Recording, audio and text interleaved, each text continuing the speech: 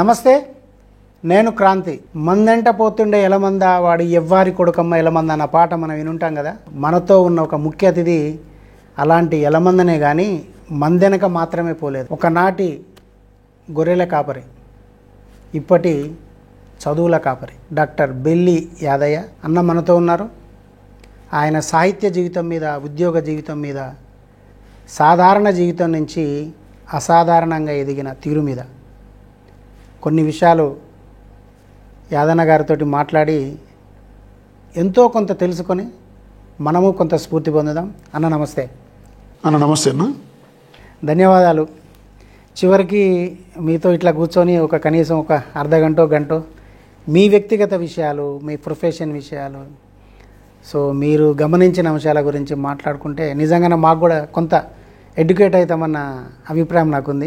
అట్లా ఏం లేదన్నా.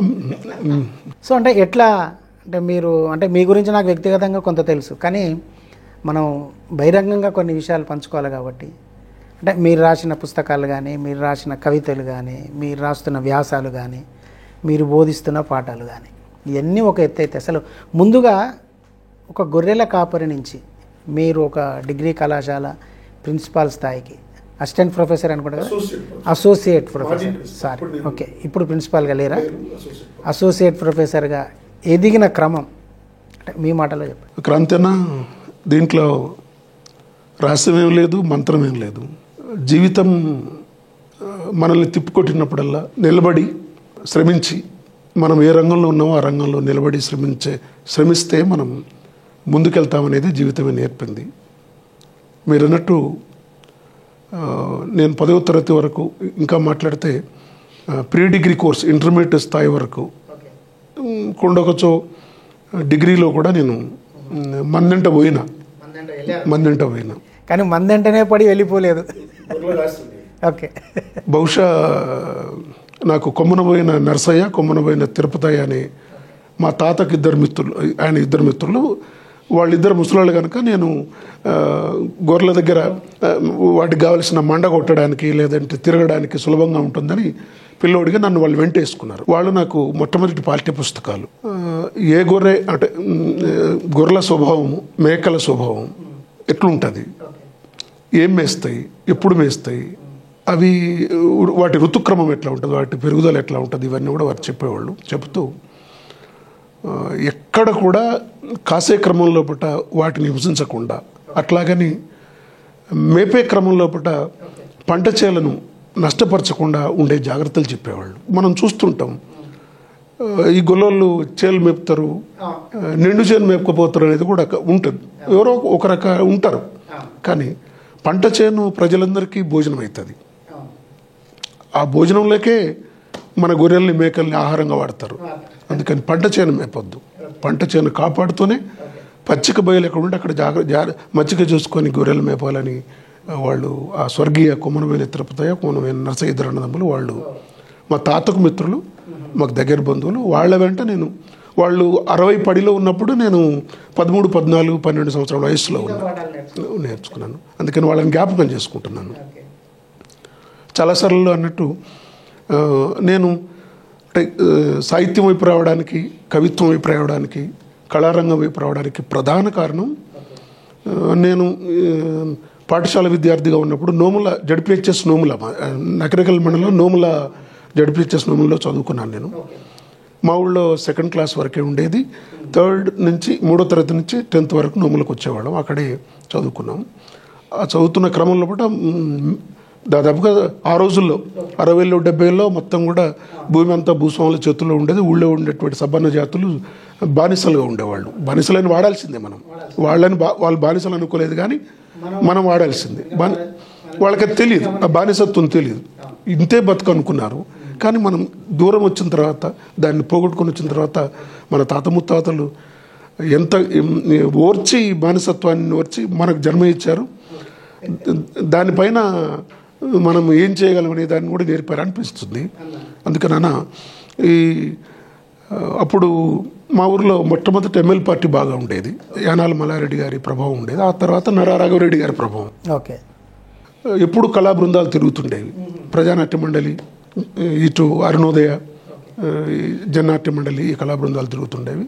అంటే తరగతి గదిలో తెలుగు మాస్టర్ చెప్పే పద్యం కంటే, అంటే ఆ పద్యం తప్పని కాదు, అది పరీక్ష పాస్ కావడానికి టెక్స్ట్ కంటే సమాజాన్ని మొత్తం పాస్ చేయించడానికి ఈ కళాకారులు వేసిన ఇచ్చే పర్ఫార్మెన్స్, పాటలు, ఆటలు ఇవి బాగా చిన్నప్పుడు అందరి మీద ప్రభావం నా మీద కూడా చూపినాయి. కాకపోతే ఏంటంటే నేను 8వ తరగతిలో ఉన్నప్పుడు భూస్వామి నాటకం ఒకటి ఈ పిఎన్ఎం ప్రజానాట్య మండలి వాళ్ళు మా ఊర్లో వేశారు. వేస్తున్న క్రమంలో అందులో పుచ్చకాయల వెంకయ్య అని ఒక పాత్ర ఉంటుంది. ఆ ఊర్లో ఆ భూస్వామికి ఇతను షేర్దార్ అంటారు. షేర్దార్ అంటే మొత్తము జీతగాళ్లతో పనిచేయించి ఫీడ్బ్యాక్ అంతా రోజు దొరకివ్వడం. ఏం జరిగింది ఫీల్డ్లో, ఎవడెట్లా చేస్తున్నాడు, పేడెట్టు పోయింది, ధాన్యం ఎటు పోయింది, నీళ్ళు ఎటు పోయినాయి, జీతగాళ్ళు ఎటు పోయింది, చేను ఎవడు మేపుడు, కంచెలు ఎవడు వచ్చిండు, దొంగ ఎవడు దొర, ఇదన్నీ మొత్తం ఒక ఫీడ్బ్యాక్ ఇచ్చేటప్పుడు ఒక ఏజెన్సీకి అధిపతి షేర్దార్. ఆ షేర్దార్ పాత్ర పుచ్చకాయల వెంకయ్య. అనుకోకుండా ఆ పాత్ర వేసే అవకాశం నాకు వచ్చింది. అప్పుడు నా వయసు 8వ తరగతి అంటే 13 లేదా 12.5, 13 సంవత్సరాల వయసు. కాకపోతే నేను ఇప్పట్లాగే చాలా స్ఫురద్రూపం కలిగి ఉండి గట్టి గొంతు ఉండేవాడిని. తర్వాత నా బాడీ సరిపోయింది, టోన్ కూడా సరిపోయింది. కాకపోతే వయస్సు సరిపోలేదు కనుక మేకప్ వేస్తే కొర్రె లింగయ్య అని మా ఊళ్ళో ఆర్ఎంపీ డాక్టర్ ఉండేవాడు. ఆయన ఆ నాటకానికి దర్శకుడు. ఆయన నాకు ఆ పాత్ర ఇచ్చాడు. ఆ నాటకం లోపల దొర క్రూరత్వం అంతా నడుస్తుంటుంది. చివరిలో గ్రామ ప్రజలు చైతన్యమై దొరని హతమారుస్తారు. హతమార్చే క్రమంలో దొర చేసే క్రూరత్వాన్ని సపోర్ట్ చేస్తూ ప్రజలందరి మీద చాడీలో, పితీరులో, లేకపోతే ఉన్నది లేదో చెప్పి పబ్బం గడుపుకునే నన్ను కూడా చంపాలి, పుచ్చకాయల వెంకయ్యను కూడా. కానీ ఏదేమైనా ఇతను మన వర్గం వాడు అని వదిలేసి వెళ్ళిపోతారు. వర్గ దృక్పథం అప్పుడు అట్లా ఆ నాటకం అయిపోయింది. నేను బాగా ఆలోచించున్నాను, ఓహో నేను ఎవరిని అనేది, అంటే నాకు వర్గం ఉంది, నాకు కులం ఉంది. మార్క్సిజం లోపల మార్క్సిజం వర్గం గురించి మాట్లాడుతుంది. కులం ఏదైనా వర్గరీత్యా నేను పేదను.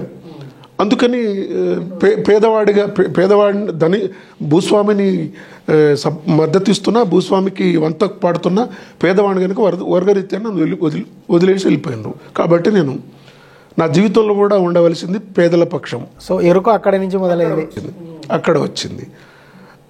అక్కడ చిన్న ట్విస్ట్ కూడా ఉంది ఆ నాటకానికి.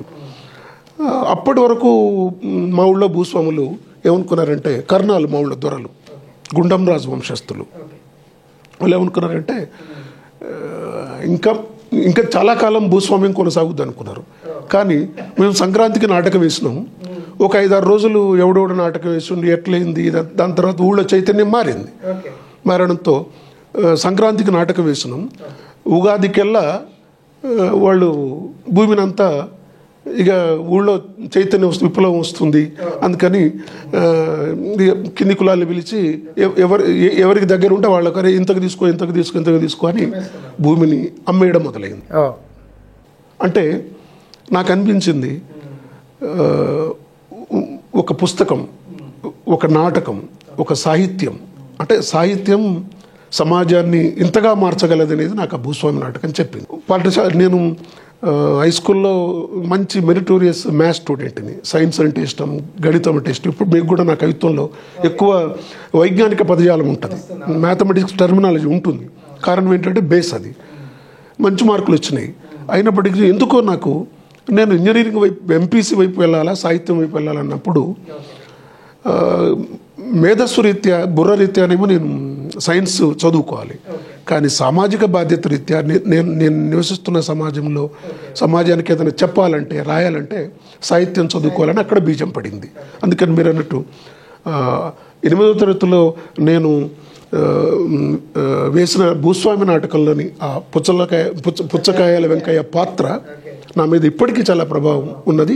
బహుశా ఆ నాటకం వేయకపోతే నేను ఇవాళ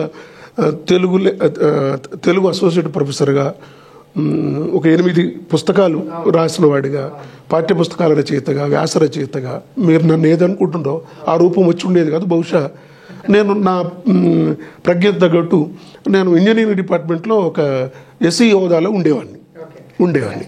బహుశా అక్కడ ఉంటే నేను ఎట్లుండేవాడిని మీరు ఊహించగలరు. సమాజంలో డైనమిక్స్ని సాహిత్యం మార్చగలదు అనేది నాకు అది చెప్పిందన్న. అంటే మీరు వ్యాసాలు రాస్తారు, కవితలు రాస్తారు, పాటలు రాస్తారు, పాటలు పాడతారు. అంటే ఇన్ని ప్రక్రియలు ఒకే వ్యక్తి చేతిలో ఉండడం కొంత అరుదే. ఎందుకంటే మనం చాలామందిని చూస్తున్నాం, పాట రాయొచ్చిన వాళ్ళకు పాట రావాలని రూల్ ఏం లేదు, పాట పాడేటోళ్ళకు పాట రాయాలని రూల్ కూడా ఏం లేదు. సో కవిత రాసి పాట రాసి కదా. సో అంటే మీకు బాగా గుర్తుండిపోయినా లేకపోతే మీకు బాగా నచ్చిన అంటే పాట ఏముందన్న? అంటే మీరు రాసింది, మీరే పాడుకుంది, లేదా జనాలకు వినిపించింది? నేను దాదాపు 30-40 పాటలు రాసిన. అన్నీ ఏమంటారు, దృక్పథంతో కూడుకున్నవే, సామాజిక దృక్పథం, విద్యా దృక్పథంతో కూడుకున్నవే. కానీ ఈ సందర్భంలో ఒక కమ్యూనిస్టు నాయకుడిని నేను గుర్తు చేసుకోవాలి. మా మండలంలో పడమర వైపు ఉన్న ఊరు చందుపట్ల దగ్గర మంగళపల్లిలో వెల్మాస్ ఉంటారు. బచ్చుపల్లి నరసింహారావు అని ఉండేవాడు. ఆయన మా ఊళ్ళోకి వచ్చి ర్యాలీ జరుగుతుంటే ఎక్కడో కూడల్లో ఆపి ఆయన ఒక పాట ఎత్తుకునేవాడు. తినటానికి తిండి లేని స్వరాజ్యం మనది, అనటానికి స్వేచ్ఛ లేని స్వాతంత్రం, పౌర హక్కులని ప్రజలకు స్వేచ్ఛయని ప్రగల్భాలు పలికిన మన స్వాతంత్రం అని ఆయన చాలా హై పిచ్లో పాడేవాడు. ఓకే. అట్లా వెళ్తున్న జనం ఆ కూడల్లో నిలబడి తదేకంగా వినేవాళ్ళు. అంటే పాటని పర్ఫామ్ చేయడం అనేది, ఆయన పర్ఫామ్ చేస్తున్నా అని అనకుండా పరోక్షంగానే ఆయన కూడల్లో ఉండి ఒక పర్ఫార్మర్గా పాటను పాడినప్పుడు బాగా వినేవాడిని. నేను 8, 9, 10 డిగ్రీ పీజీ చదివిన తర్వాత కూడా నేను రాజమండ్రికి పీజీ పోయేటప్పుడు ఆయన కనిపిస్తే నమస్కారం పెట్టి, మీరు పాడిన ఈ పాట నాకు భారత రాజ్యాంగం ఏమిటి, రాజ్యాంగ విలువలు ఏమిటి, రాజ్యాంగ స్ఫూర్తి ఏమిటి, రాజ్యాంగం ప్రజలకు ఏమి ఇవ్వాలి, నిజానికి ప్రభుత్వాలు రాజ్యాంగబద్ధంగా ఎందుకు లేవని ఇన్ని విషయాల్ని, అంటే పాజిటివ్స్ నెగిటివ్స్ ఆ పాట నాకు నేర్పించిందని చెప్పేవాడిని. నేను ఈ సందర్భంగా ఆయనను కూడా జ్ఞాపకం చేసుకుంటున్నాను. మీరు వాడింది మీరు రాసింది అన్న? నేను మొట్టమొదటి రాసుకున్న పాట పుస్తకం పాటే. ఇవాళ యూట్యూబ్లో ఉన్నది, చాలా చోట్ల విద్యాసంస్థలు పాడుకుంటున్నారు. పుస్తకం అమ్మ వంటిది, చదివితే కమ్మగుంటది, ప్రతి మాట ప్రతి పుట నోటికి కూడవుతుంది, మెదడుకు పదును పెడతది. పుస్తకం అమ్మ వంటిది, చదివితే కమ్మగుంటది, ప్రతి మాట ప్రతి పుట నోటికి కూడవుతుంది, మెదడుకు పదును పెడతది. నేటి మనుషులంతా నాటి కోతి సంతతని, తరాలు సెమటోర్చి అవతారం మార్చిరంటది, శాస్త్రాలు నేర్చిరంటది. పుస్తకం అమ్మ వంటిది, చదివితే కమ్మగుంటది, ప్రతి మాట ప్రతి పుట నోటికి కూడవుతుంది, మెదడుకు పదును పెడతది. రాత్రి దయ్యం రాదు, రాయి దైవం కాదు, రాత్రి దయ్యం రాదు, రాయి దైవం కాదు, మూడముచ్చు ఆచారాలు విడవమంటది, వివరం చూపెడతది. పుస్తకం అమ్మ వంటిది, చదివితే కమ్మగుంటది, ప్రతి మాట ప్రతి పుట నోటికి కూడవుతుంది, మెదడుకు పదును పెడతది. తిత్తులా కొలిమి తీసి విద్యుత్తును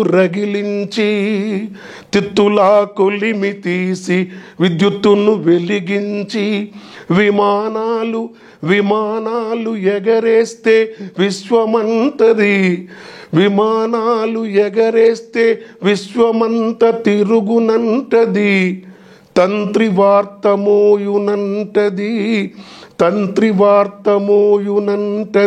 పుస్తకం అమ్మ వంటిది చదివితే కమ్మగుంటది, ప్రతి మాట ప్రతి పుట నోటికి కూడవుతది, మెదడుకు పదును పెడతది, మెదడుకు పదును పెడతది, పల్లె తొలిదని పల్లె తొలిదని పట్నం మలిదని, పల్లె తొలిదని పట్నం మలిదని, నిజమన్నదే నిలుచునని నిజమన్నదే నిలుచునని, నీతికి జయమగునని, మనిషి కథలు మనిషి కథలు మనిషి కథలు చెబుతది, మహాత్ములను చేస్తది, మనిషి కథలు చెబుతది, మహాత్ములను చేస్తది, పుస్తకం పుస్తకం అమ్మ వంటిది చదివితే కమ్మగుంటది, ప్రతి మాట ప్రతి పుట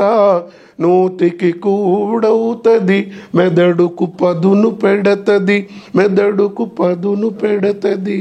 సో ఇంపార్టెన్స్ ఆఫ్ బుక్ అంటే బుక్ చదవడం వల్ల ప్రయోజనాలు, చదవాల్సిన అత్యవసర పరిస్థితి మీద దృక్పథం. పాటను అంటే చాలామంది సహజంగా అంటే మనకు ఓరల్ లిటరేచర్లో జానపదులేమో అలవోకగా వాళ్ళ శ్రమ నుంచి స్పాంటేనియస్గా కట్టుకుంటారు. ఈ అక్షరాస్యులు అంటే పండితులేమో ఒక కాన్సెప్ట్ను ఊహించుకొని దానిపైన మీరు అన్నట్టు ఎడ్యుకేషన్లో భాగంగా ఎంటర్టైన్మెంట్ పాట వేరు, ఎన్లైటన్మెంట్ పాట వేరు. ఎగ్జాక్ట్లీ. ఎంటర్టైన్మెంట్ పాట ఆ క్షణం ఒక సమూహానికి ఒక సందర్భంలో అది ఆనందం ఇస్తుంది, కానీ ఎన్లైటన్మెంట్ అనేది మిగిలిపోతుంది. అందుకని రచయితకు రాసే అవకాశం వస్తుంది. ఎంటర్టైన్మెంట్ కోసం రాస్తే రచయిత మిగలడు, ఎన్లైటన్మెంట్ కోసం రాయాలనేది నాకు ఒక మహానుభావుడు చెప్పాడు. ఈ సందర్భంగా నేను సూర్యాపేట స్టార్ బుక్ స్టాల్ని గుర్తు చేసుకోవాలి. అది మీ అందరికీ తెలుసు, ఏదో మన టెలికామ్ ఆఫీస్ పక్కన ఉండేది అది. ఆయన ఎన్జి రెడ్డి. అది ఎట్లా జరిగింది అన్న అంటే, నేను ఎందుకు పాట అమ్మ మంచి సింగర్, ఎందుకు ఈ కాన్సెప్ట్ ఓరియంటెడ్ సాంగ్సే రాయాలి, ఈ అల్లర చిల్లర పాటలు రాయొద్దు, వినోదం కోసము రాయొద్దు, ప్రేమ పాటలు రాయొద్దు. ప్రేమ తప్పని కాదు, అంటే పేదరికం నుంచి వచ్చి అంటే ఈ పేదరికం పోగొట్టుకోవడానికి, పేదరికాన్ని భయపడకుండా నిలబడి బ్రతకడానికి సంబంధించిన పాటలే రాయాలనుకున్నాను. టెలిఫోన్ దగ్గర ఆ పుస్తకాల షాప్ కనిపించింది, స్టార్ బుక్ స్టాల్ అని ఉంది. చిన్న డబ్బా ఉంటుంది, పెద్ద బుక్ షాప్ కాదు అది. ఇట్లా చూశాను. ఆయన అంటే కమ్యూనిస్ట్ పార్టీ కార్యాలయాలు రాజకీయాలంతా బెజవాడ కేంద్రంగా నడిచే కనుక కమ్యూనిస్టులందరికీ ఆంధ్ర స్లాంగే అలవాటు అవుతాయి. ఏబాయ్ ఎటు వెళ్తున్నావు అన్నాడు. మనంత ముడి భాష, ప్రిమిటివ్, ఆదివాసీ భాష, ప్రిమిటివే. ఇప్పటికీ నేను చెప్తాను, ప్రిమిటివే అని చెప్తాను. ఆదిమ స్వరం, ఆదిమ స్వరూపం. ఏబాయ్ పుస్తకాలు చదువుతుంటే చదవను అన్నాను. చదవాలి కదా అన్నాను.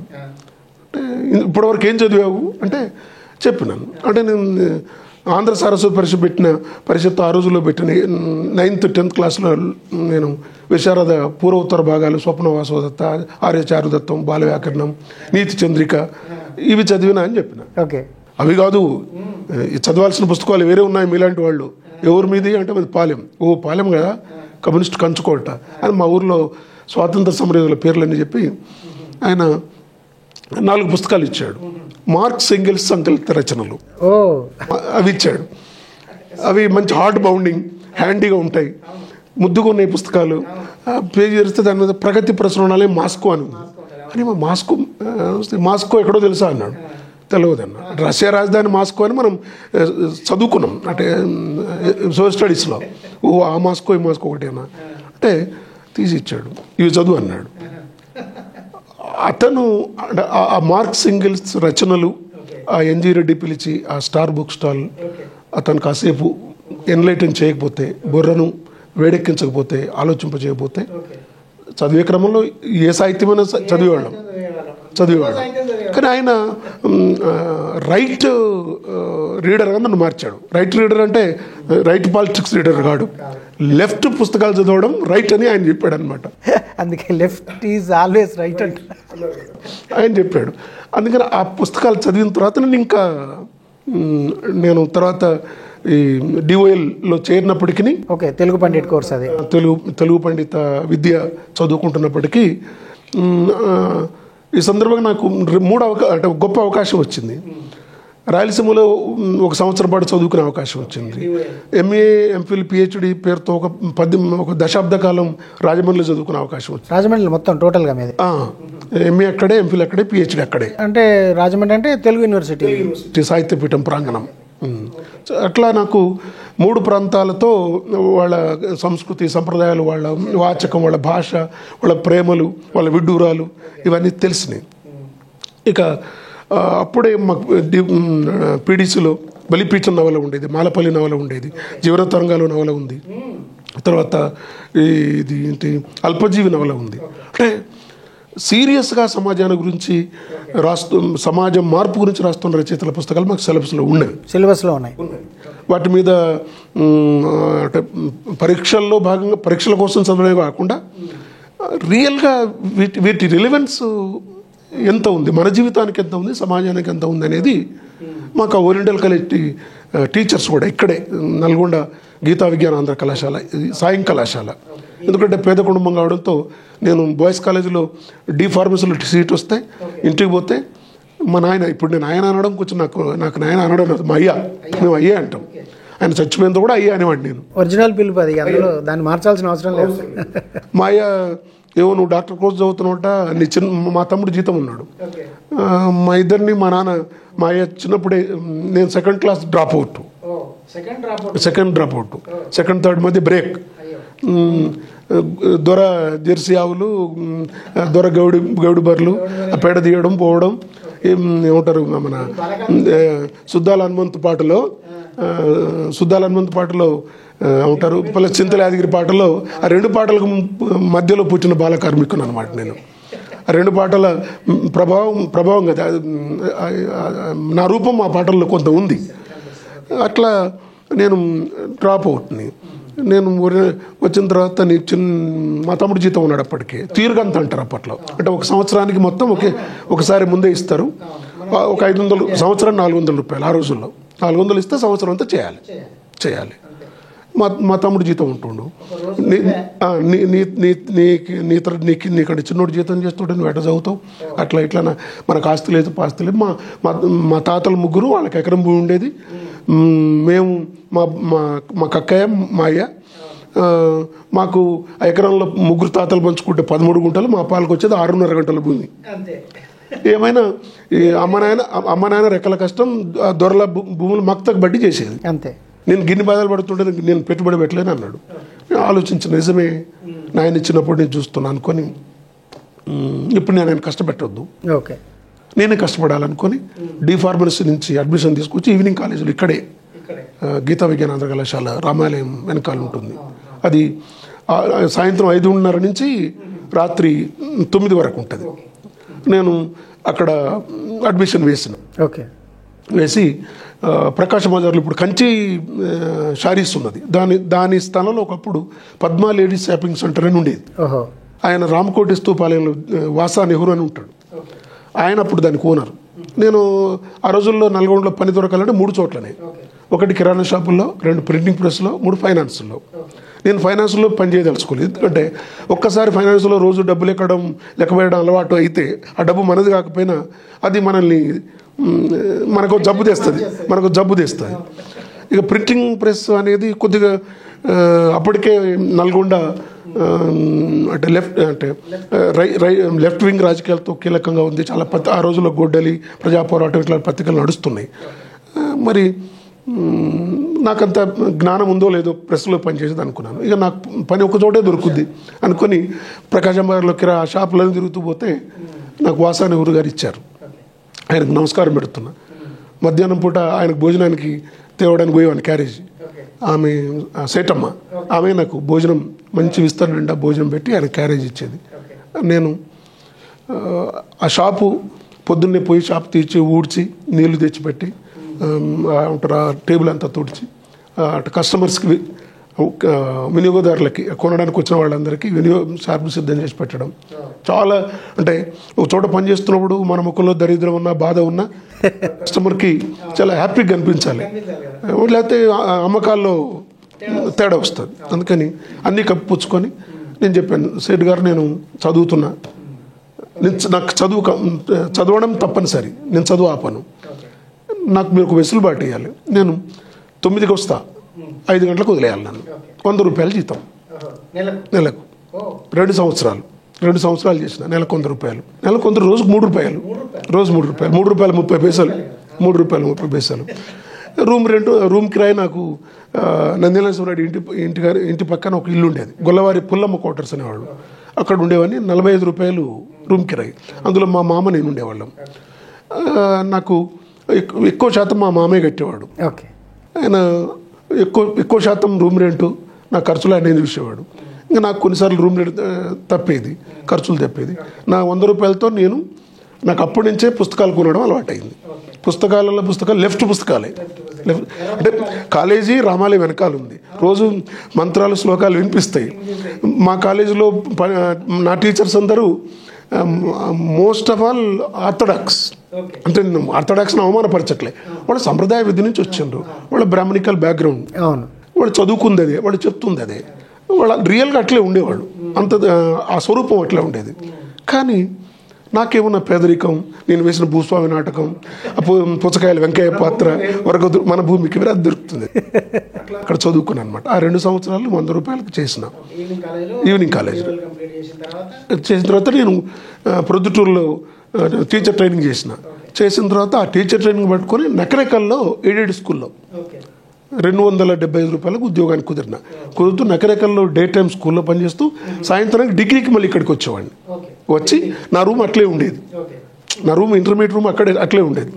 స్కూల్లో పనిచేసి మళ్ళీ సాయంత్రం కాలేజీకి వచ్చి రాత్రి ఇక్కడ పడుకొని పొద్దున్నే వెళ్ళిపోయేవాడు. అట్లా నాకేమైందన్నట్టు గొప్ప అదృష్టం. నేను 87లో 87-88 అకాడమిక్ ఇయర్లో 10th క్లాస్ విద్యార్థులకు నేను తెలుగు చెప్పిన. అప్పుడు నా వయసు 17.5-18 సంవత్సరాలు. 18 సంవత్సరాల వయసులో స్కూల్ సెకండరీ ఎడ్యుకేషన్ అంటే స్కూల్ ఫైనల్ పిల్లలకి తెలుగు చెప్పిన. బహుశా నాకు వాళ్ళకు జస్ట్ 2.5 సంవత్సరాలు, అంటే కొన్నిసార్లు కొంచెం ఏజ్ బార్ స్టూడెంట్స్ ఉండేవాడు, కొంచెం సప్లిమెంటరీ వాళ్ళు కూడా అప్పుడు ఇప్పటిలాగా 70% పాస్ లేదు. నాకంటే పెద్దవాళ్ళు ఏం లేదు, కానీ నా సమవయస్కులు ఉన్నారు. అట్లా నాకు పెద్దగా వాళ్ళకి తేడా ఉండకపోయేది. అయినా కూడా అప్పుడు స్కూల్లో యాదయ్య మాస్టర్ అనేవాళ్ళు, మా కరెస్పాండెంట్ వచ్చి 3 టీచర్లు ఉండేవాళ్ళు. అంటే ఆయన ఫీడ్బ్యాక్ తీసుకుంటే మాకు యాదయ్య మాస్టరు పర్లేదు, ఆయన మాలో సింక్ ఎత్తున్నాడు, బాగానే చెప్తున్నాడు అని చెప్పాడు అనమాట. అట్లా చెప్పేవాడిని. అంటే చాలా తక్కువ చిన్న వయసులో ఉపాధ్యాయుడే అవకాశం వచ్చింది. నల్లగొండ నుంచి నకరకల్ ఉద్యోగం నుంచి మళ్ళీ ఉద్యోగం మానేసి రాజమండ్రి ఎట్లా చేరారు అన్న? మీరు నా జీవితంలో నిజమైన మలుపుకు సంబంధించిన ప్రశ్న అడిగాను, మీకు ధన్యవాదాలు. అంటే మలుపులు అట్లనే ఉంటాయి, అక్కడ జాగ్రత్తగా ఉండాలి. నేను మీ ద్వారా నన్ను వింటున్న ప్రేక్షకులకు, నన్ను పరిశీలిస్తున్న పిల్లలకు, పెద్దలకు, అందరికీ, పెద్దలకు చెప్పేదేం లేదు, పిల్లలకి, యువతకి చెప్తున్నాను. టర్నింగ్స్ వచ్చే దగ్గరే, క్రాస్ రోడ్స్ దగ్గరే మనం చాలా జాగ్రత్తగా మనం డ్రైవ్ చేసుకోవాలి, ఎవరు చేయరు. నేను మాకు హై స్కూల్లో ఎస్విఎన్ చారులు మాకు తెలుగు మాస్టర్ ఉండేవాడు. ఆయన డిగ్రీ ఎంఓఎల్, ఎంఈడి, బిఈడి ఉంది. ఒకసారి చూసిన, నేను కూడా ఎంఓఎల్ చేయాలి, వీలుంటే పిహెచ్డి చేయాలని రాసి పెట్టుకున్నా 10th క్లాస్లో. The dream. ఎన్ని కష్టాలు ఉన్నాయి, ఎంఏ పిహెచ్డి చేయాలి. కానీ జీవితం నన్ను బంధించింది, డిఓఎల్ దగ్గర ఆపేసింది. ట్రైనింగ్ తర్వాత చిన్న స్కూల్లో చెప్పుకుంటున్నా, 200, 250, 300 రూపాయలు తమ్ముళ్ళు చదువుతున్నారు, ఇంట్లో ఖర్చులు వెళ్తున్నాయి.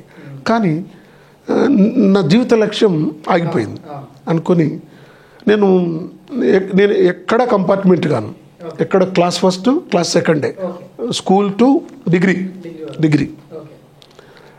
కాకపోతే నా స్వరూపాన్ని చూసి అవతల వాళ్ళు చాలామంది వీనికి చదివాడు వస్తుంది అనుకునేవాళ్ళు. అంటే చెప్పాను, ప్రిమిటివ్ షేప్, కొద్దిగా ఇప్పుడు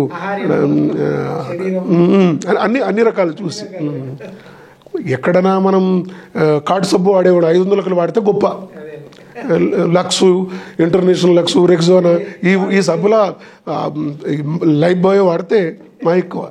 అందుకని అట్లా ఉండేది. నేను 89లో డిగ్రీ పాస్ అయిన తర్వాత ఉస్మానియా ఎంట్రన్స్ రాసిన, కాకతీయ ఎంట్రన్స్ రాసిన. కాకతీయలో 3rd ర్యాంక్ వచ్చి ఎంఏ తెలుగు పోయి అక్కడ పోయి రాశాను. 3rd ర్యాంక్ వచ్చింది. ఇక్కడ ఉస్మానియాలో 6th ర్యాంక్ వచ్చింది. వస్తే అప్పట్లో బాగా పీజీ చదువుకున్నా కూడా అన్ఎంప్లాయ్గా ఉన్నవాళ్ళు కళ్ళెదుట నకరకల్లో ఉండేవాళ్ళు చాలామంది. ఈ నాతో పాటు స్కూల్లో పనిచేస్తున్న వాళ్ళు ఉండేవాళ్ళు. నేను అన్నా బాబాయ్ సార్ ఇట్లా నాకు పీజీ వచ్చిందంటే ఏం చేస్తా పీజీ చేసి ఇట్లా 2-3 ఉదాహరణలు చెప్పి ఆయన ఏం చేస్తున్నాడు వచ్చాడు అదే పని చేస్తున్నాడు, నీకు చిన్నదో పెద్ద ఒక ప్లాట్ఫామ్ దొరికింది నడుస్తుంది అని నన్ను డిస్కరేజ్ చేశారు. దాంతో నేను 89, 90, 91లో పీజీ కంప్లీట్ కావాల్సింది నేను స్కూల్లోనే ఆగిపోయాను. 2 years అయిపోయిన తర్వాత నా లోపల అగ్ని ఉంటే అది చల్లారని అది నడుస్తూనే ఉంది. ఒకరోజు నేను తర్వాత నేనే నా మిత్రులతో స్కూల్ స్టార్ట్ చేసిన. ఇప్పుడు మూసీ ప్రాజెక్టులో రెసిడెన్షియల్ స్కూల్ ఉంది. అంతకుముందు మేము ఇప్పుడు సోషల్ వెల్ఫేర్ వాళ్ళది ఉన్నది. మేము అభ్యుదయ గురుకుల పాఠశాలని స్కూల్ స్టార్ట్ చేసినాం. 550 మందితో స్కూల్ నడిచింది. అప్పుడు ఆ రోజుల్లో ఒక 17-18 గ్రామాలకు హై స్కూల్ లేదు అక్కడ, అన్ని యూపీఎస్లు ఉండేది. స్కూల్ నడిచింది. స్కూల్ బ్రహ్మాండంగా నడుస్తుంది. ఇంకో మాటలు లాభాల్లో కూడా నడుస్తుంది. కానీ ఆ లాభాల వైపు నాకు దృష్టి లేదు. నేను ఎంఏ తెలుగు చదవాలి అని అనుకుని మా తమ్ముడికి చెప్తే వాడు అప్పుడు ఇంటర్మీడియట్ చదువుతున్నాడు. వాడు నన్ను అర్థం చేసుకున్నాడు. తెలియకుండా పోయి హైదరాబాద్ పోయి తెలుగు యూనివర్సిటీ నోటిఫికేషన్ వస్తే ఈనాడు పేపర్ తీసుకొని చిన్న దగ్గరికి, అన్న ఇది ప్రకటన వచ్చింది అన్నాడు. చూసిన వాడిని పంపించిన, వాడిని నింపి ఫోటోలు అది పెట్టి వచ్చాడు. ఎంట్రన్స్ రాసిన, ఎంట్రన్స్ లో 1st ర్యాంక్ వచ్చింది. ఉమ్మడి ఆంధ్రప్రదేశ్ నుంచి అందరు రాస్తారు ఎంట్రన్స్. సాహిత్య పీఠం మా పీఠాధిపతి అప్పుడు బేతవుల రామబ్రహ్మం, డీన్ అంటారు తెలుగులో పీఠాధిపతి. ఆయన సంతతో బేతవుల రామబ్రహ్మం పెద్ద సంతకంతో మీరు ఎంఏ తెలుగు కోర్సుకి ఎంపికైనారు, ఇట్లా ఏమంటారు దాన్ని రాగలరు అని వచ్చేసింది. పోయినా అట్లా ఎంఏకి పోయినా. బహుశా రాజమండ్రి పోవడంతో అక్కడి నాగరికత, అక్కడి పండిత సభలు, అక్కడి చైతన్యం, అంటే 1000 సంవత్సరాల 1100 సంవత్సరాల చారిత్రక నగరం అది. మనం వింటుంటాం ఆంధ్రకేసరి సినిమాలో వేదంలా ఘోషించే గోదావరి అమరధామంలా శోభిల్లే రాజమహేంద్రి శతాబ్దాల చరిత గల సుందర నగరం. ఈ పాట మనకు ఆంధ్రకేసరి సినిమాలో ఉంటుంది. ఆ పాట నాకు గుర్తుండేది. ఓ నేనంత పెద్ద నిజంగానే మన ఉభయ తెలుగు రాష్ట్రాల్లో అమరావతి ఉంది, విజయనగరం ఉంది, హంపి విజయనగరం ఉంది, తర్వాత ఏకశిలానగరం ఊరుగల్లు ఉంది, బొబ్బిలి ఉంది, చాలా చారిత్రక పట్టణాలు ఉన్నాయి. కానీ ఆంధ్రకేసరి సినిమాలో ఈ పాట ఆరుద్ర గారు రాసిన ఈ పాట వింటే నాకు అనిపించదు, ఓహో నేను ఒక గొప్ప నగరానికి వచ్చిన. ప్రకాశం పంతులు కూడా అయింది. యాక్చువల్ వాస్తవంగా అయింది గుంటూరు కదా, గుంటూరు జిల్లా, తర్వాత ప్రకాశం జిల్లా అయింది. ఒంగోలు కదా, ఒంగోలు నుంచి ఆయన గోదావరి దాటుకొని వచ్చి గొప్పవాడు అయింది కనుక నేను కూడా నల్గొండ నుంచి గొర్రెల నుంచి వచ్చి వచ్చిన కనుక నేను కూడా మనం 2 నదులు దాటినాం. ఇక్కడి నుంచి జీవితానికి పనికొచ్చే చదువును పట్టుకొని పోవాలా, సమాజాన్ని మార్చగలే గొప్ప కవితా శక్తిని, ధారను, ఏమంటారా పరిశోధక స్పృహను, ఇవన్నిటిని అంటే కాంప్రహెన్సివ్గా ఒక మెరిట్తో రావాలనేది ఉన్నది. సో మీరు ఇప్పుడు పాటలు రాసిర్రు, కవితలు రాసిర్రు, పద్యాలు కూడా రాసిర్రు. సో అంటే మీరు స్టూడెంట్ లైఫ్లోనే కవితలు రాసిర్రు అంటే మీకు బాగా గుర్తున్న, లేకపోతే మీకు నచ్చిన, మీకు పేరు తెచ్చిన కవిత ఏముందన్న? నాకు బాగా పేరు తెచ్చిన కవిత ఇది. నేను రాసిన ఒక 3-4 సంవత్సరాలకు ఆంధ్రజ్యోతికి పంపిస్తే ఆంధ్రజ్యోతిలో ఇప్పటికీ వివిధ పేజీల్లో కవిత వచ్చిందంటే దాని స్టాండర్డ్ పోయం అంటారు. ఆంధ్రజ్యోతిలో అచ్చయింది. మట్టి వారసత్వాన్ని, కవిత పేరు మట్టి వారసత్వాన్ని. పదే పదే మట్టి గురించే మాట్లాడతాను, భావితరానికి మట్టి మీద గౌరవం పెరిగేలా గట్టిగా నూరిపోస్తాను. పదే పదే మట్టి గురించే మాట్లాడతాను, భావితరానికి మట్టి మీద గౌరవం పెరిగేలా గట్టిగా నూరిపోస్తాను. మట్టి కాళ్లతో పిట్టగుళ్ళు చేయిస్తాను, మట్టి పుల్లలతో బొమ్మరిల్లు కట్టిస్తాను, మట్టి పదాలను ఏరి ఆటవలెదులు తేటగీతులు కట్టి శ్రమ సౌందర్యాన్ని కీర్తిస్తాను. మట్టి కడవలో మిగడపాలు తాగించి దాహార్తి తీరుస్తాను. పదే పదే మట్టి గురించే మాట్లాడతాను. భావితరానికి మట్టి మీద గౌరవం పెరిగేలా గట్టిగా నూరిపోస్తాను. మట్టి వారసత్వాన్ని నేను పదే పదే మట్టి గురించే మాట్లాడతాను. భావితరానికి మట్టి మీద గౌరవం పెరిగేలా గట్టిగా నూరిపోస్తాను. మట్టి ముండ్లై కుచ్చుకున్నప్పుడు ఓంకారాన్ని దిద్దుకోమంటాను. మట్టి పూలై పరిమళించినప్పుడు అహంకారాన్ని దించుకోమంటాను. మట్టి ముండ్లై కుచ్చుకున్నప్పుడు ఓంకారాన్ని దిద్దుకోమంటాను. మట్టి పూలై పరిమళించినప్పుడు అహంకారాన్ని దించుకోమంటాను. ఏ సంప్రదాయంలోనైనా సరే మట్టిని ఆరాధించమంటాను. కలం పట్టిన ప్రతిసారి పొలం వైపుకు వెళ్ళి ఒక్క కోన్రైనా నాగలి దున్ని రమ్మంటాను. పదే పదే మట్టి గురించి మాట్లాడతాను. భావితరానికి మట్టి మీద గౌరవం పెరిగేలా గట్టిగా నూరిపోస్తాను. మానవ కండరగోళం భూమి, మన తాత ముత్తాతల అస్థికలు ఖనిజాలు. మానవ కండరగోళం భూమి, మన తాత ముత్తాతల అస్థికలు ఖనిజాలు. పూర్వీకులు విశ్రమించిన వనాలు గనులు. అమరుల భూగర్భంలో ప్రవహించే నీరు అమరుల నెత్తుటియరు. భూగర్భంలో ప్రవహించే నీరు అమరుల నెత్తుటియరు. పూర్వీకులు విశ్రమించిన వనాలు గనులు. పదే పదే మట్టి గురించే మాట్లాడతాను. భావితరానికి మట్టి మీద గౌరవం పెరిగేలా గట్టిగా నూరిపోస్తాను. మట్టి వారసత్వాన్ని నేను మట్టిని ధ్యానిస్తూనే మరణిస్తాను. ఇది నేను రాసుకున్న నా తొలి కవిత యవ్వనపు కవితల్లో నాకు బాగా నచ్చిన కవిత. ఇప్పటికీ నేను ఈ కవితకు కమిట్ అయ్యే పని చేస్తున్నా. దాన్ని మీరు ఏదైతే రాసుకున్నారో దానికి పట్టణం ఎన్నిసార్లు పిలిచినా నేను బదిలీ పేరు మీద పోలే. ఇంతవరకు నేను కోదాడలో పనిచేసిన, కొండనాగుల నల్లమల ప్రాంతంలో పనిచేసిన, ఇప్పుడు రామన్నపేటలో పనిచేస్తున్నా, ఎన్జీ కాలేజీలో పనిచేసిన. రేపు నాకు జీవితంలో ఎక్కడ అవకాశం చూసినా మళ్ళీ నేను పల్లెకి వెళ్తే తప్ప పట్టణం వెళ్ళను. ఎందుకంటే రియల్ టీచర్స్ అవసరం గ్రామాలకు ఉంది. ఇవాటికి మనం ఎంతగా అభివృద్ధి మారుమూల పల్లెలకు విస్తరించింది, ప్రయాణించింది అనుకున్నప్పటికీ ఒక చెప్పలేని అంతరం అర్బన్కి, సబర్బన్కి, రూరల్కి మధ్య ఉంది, ట్రైబ్ మధ్య ఉంది. అంటే నేను ఒక చోట చెప్తున్నాను, ఒక సదస్సులో చెప్పాను ఏంటంటే, భారతదేశం వేరు, ఇండియా వేరు. ఇండియా అంటే రైల్వే స్టేషన్లు, ఇండియా అంటే శంషాబాద్ ఎయిర్పోర్ట్లు, ఇండియా అంటే జూ పార్కులు, ఇండియా అంటే పెద్ద పెద్ద ఐమాక్స్ థియేటర్లు, ఇండియా అంటే జిమ్లు, ఇండియా అంటే కార్పొరేట్ స్కూలు, ఇండియా అంటే పెద్ద హోటళ్ళు, ఇండియా అంటే పెద్ద పట్టణాలు. భారతదేశం అంటే మా పాలెం, మీ తడకమల్ల